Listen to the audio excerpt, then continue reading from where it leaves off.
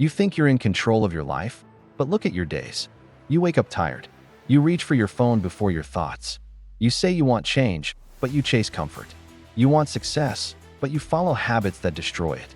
You want respect, but you can't even respect your own decisions. And here's the shocking truth. You are not losing to life. You are losing to yourself. Your mind says, I'll start tomorrow. Your body says, I'm tired.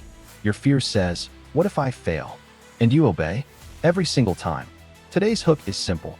If you don't master yourself, someone else will. Your boss, your cravings, your emotions, your excuses. But listen carefully, because if you stay till the end of this video, you will learn the one shift that separates people who control their life from people controlled by life. And the final 60 seconds reveal the most powerful insight, the part no one wants to tell you, because it forces you to face the truth. Let's start with the real problem. You think discipline is about trying harder. It's not. You think confidence comes from hype. It doesn't. You think motivation comes from big goals. Wrong again. Everything begins with mastering yourself. Your impulses, your habits, your reactions, your inner voice. But right now, that voice runs wild. It tells you, you're tired. You can skip today. Just 5 more minutes. Maybe this isn't for you. And you act like that voice is your master. But here's the harsh truth. Your brain has trained you to obey weakness, not strength. Look at your patterns. When something is easy, you jump. When something is hard, you run. When discomfort appears, you fold. When responsibility calls, you delay. You're not lazy. You're trained to avoid resistance. Think about it. Your phone gives you instant pleasure. Food gives you instant comfort. Scrolling gives you instant escape. And your brain learns. Why work for reward when reward is one tap away? But deep inside, you know the truth. That's why you feel guilty. That's why you feel behind. That's why you feel stuck. Because you can't respect the person you lie to every day, yourself. But what if I told you something different? What if mastering yourself isn't about being the strongest, or the smartest, or the most disciplined person in the world? What if it starts with one idea, identity first discipline? Not, I want to be fit, but I am someone who trains. Not, I want to stop scrolling, but I am someone who respects my attention. Not, I want to be confident, but I am someone who keeps promises to myself. Identity comes first. Discipline follows. Habits lock it in. And here's your promise today.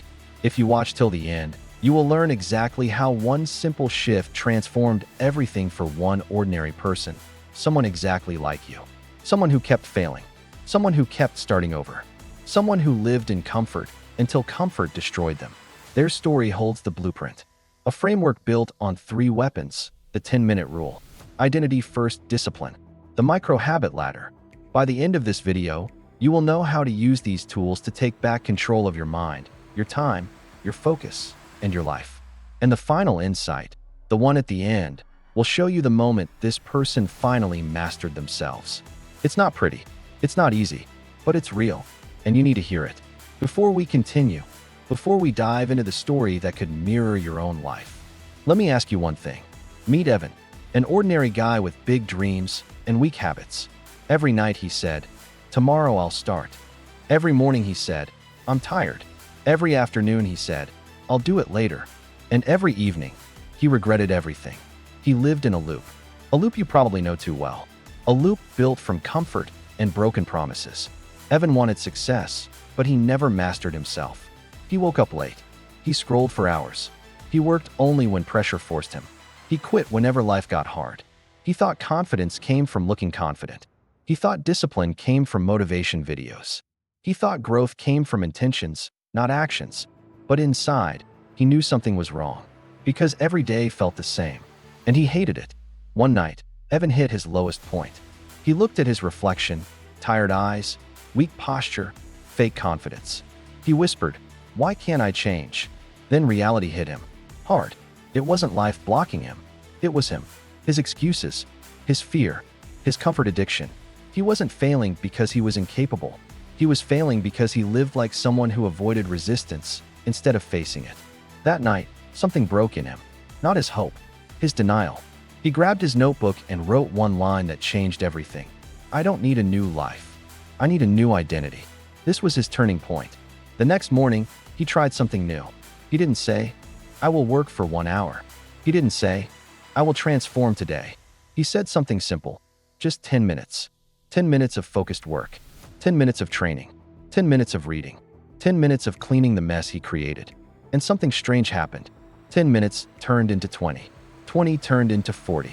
His brain stopped resisting because the mountain finally looked climbable. He learned the first truth. Action becomes easier when the goal becomes smaller. But he didn't stop there. He asked himself a hard question. What kind of person do I want to be? Not successful. Not rich. He chose this identity. I am someone who keeps promises to myself.